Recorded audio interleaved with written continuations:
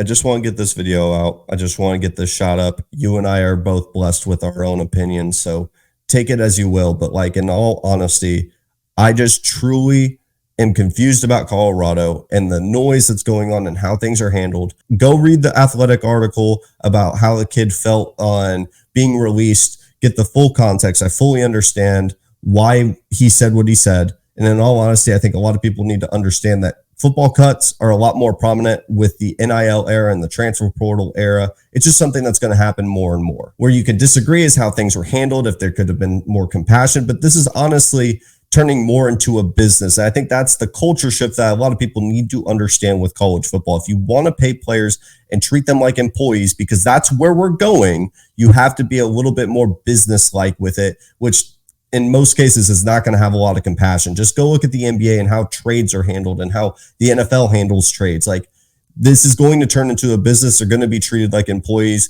Compassion is just the icing on the cake if you're lucky to get it. The issue I personally have is how things were handled on Twitter. It just felt unnecessary. It felt like something that could have been addressed in a press conference in a more, I guess, not abrasive way of laughing at a kid, saying, my kid's going top 5. Where are you going? Like, it's just not something that needed to be handled on Twitter. That's my opinion. Obviously, Deion's going to have a different one. He's the one that's getting paid to run this program. I am just going to be objective in how I feel from an outsider's view. I have been pretty vocal in the fact that I think Shedeur is closer to being out of the first round than this lock top 5 player for a multitude of reasons. I think this upcoming NFL draft is going to be loaded with defensive talent, unlike what we saw with 2024. I think this is a deeper draft.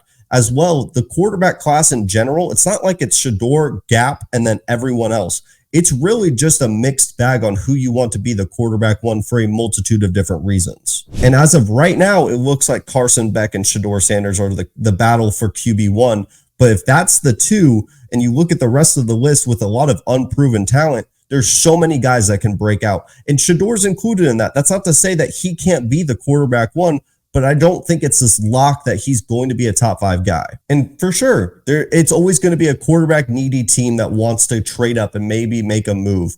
But there is a world where we end up with a Kenny Pickett draft and the first quarterback off is like in the 16s. There's a reason why the NFL had 6 guys go in the top 12, because if they're looking ahead, they realistically see that this quarterback class is a major drop-off compared to what we just saw. They were willing to take a chance on older quarterbacks in the top 12 because in 2025, there's so much unproven that there's a chance that there's just not a guy that stands out in front of the rest. And they would rather take the more proven guy right now than wait an entire year for a draft that might underwhelm. And as well, when we're looking at those guys that could potentially break out, they have the natural gifted ability, not to say Shedeur doesn't have any of that, but just more arm talent and more mobility and more natural gifts than Shedeur has right now.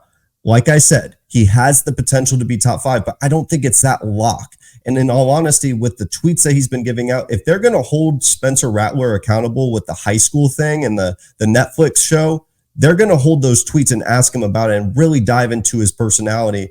And I'm not one to just judge the character, but it's going to be something that is baked into his draft stock. And with all those things baked into one take, that's why I feel there's more likelihood that he potentially slides. He could still be a first-round pick, but a top 5 lock is a very difficult thing to project. And in all honesty, just look at a guy like Kalen King. 365 days ago, he was seen as a first-round lock. Now he drops all the way down to a 7th-round pick. Are you kidding me?